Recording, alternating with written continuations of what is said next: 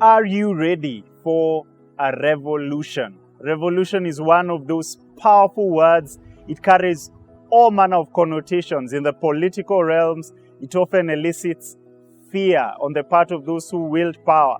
But in our case, it's a positive thing. It's a thing that you and I need to aspire for, desire in our lives. Again, we're reflecting on Romans chapter 12 verse 2. Powerful verse. Paul tells us, do not be conformed to this world, but be transformed by the renewing of your minds. Be transformed by the renewing of your minds. Renewing of our minds. And why am I likening it to a revolution? I'll start from a historical perspective. I'll give you an example from down memory lane. You probably have heard of this time in history where people held what is called a geocentric view of the earth. They believed that the earth was the center of the universe and that every single thing, the other heavenly bodies, would go round the earth. And then comes someone who questioned that idea, who examined that belief, and he didn't take it as a given. He didn't go with the flow. He stood up against the current, and his name is Copernicus. And you must have heard of the Copernican revolution. Why was it a revolution? Copernicus was proposing that which had not been thought of before. He was saying it's not the earth at the center of the universe and everything revolving around the earth. It's actually what is called heliocentric view. The sun, Helios, the sun is at the center. It's at the center of our galaxy, and our earth is one of the bodies that's revolving around the sun. And let me try and bring this closer home. Think of it like a little child. Oftentimes when children are growing up, they have that view that everything is revolving around them. They're thinking about them. They think that they're at the very center of the universe or of the family. They're thinking me, myself, and I. But maturity is when they realize, actually, I'm not at the center. And they realize that they are part of this dynamic. They are part of this group.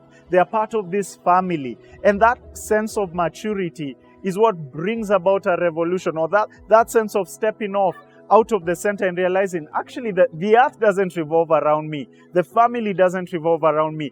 I'm part of the family. And together, we are building up this family. And I'd like to apply that in your own life, insofar as various aspects are concerned. The mindset, how do you view situations? Do you view situations from that perspective that I'm at the center and everything revolves around me?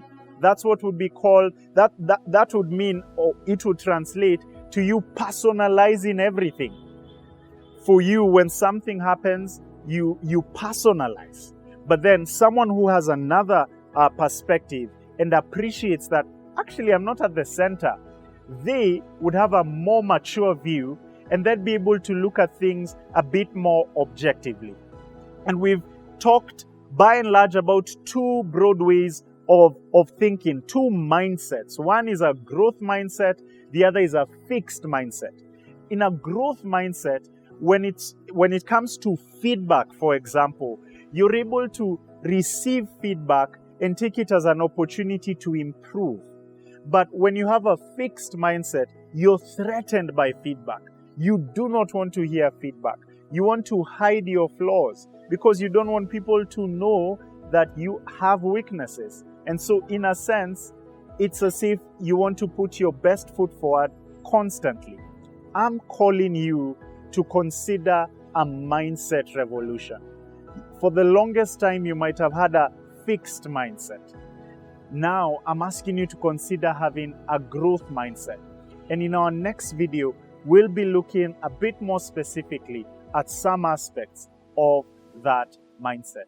When you have that kind of shift or that kind of revolution, it will actually bring transformation in your life because you will be renewing your mind. Your mind will be changing about certain aspects. And that's how the Bible says you and I are transformed. And so the question I'd like to pose to you, Have you experienced that revolution? Are you growing or are you fixed? Thanks for watching CITAM Church Online. God bless you.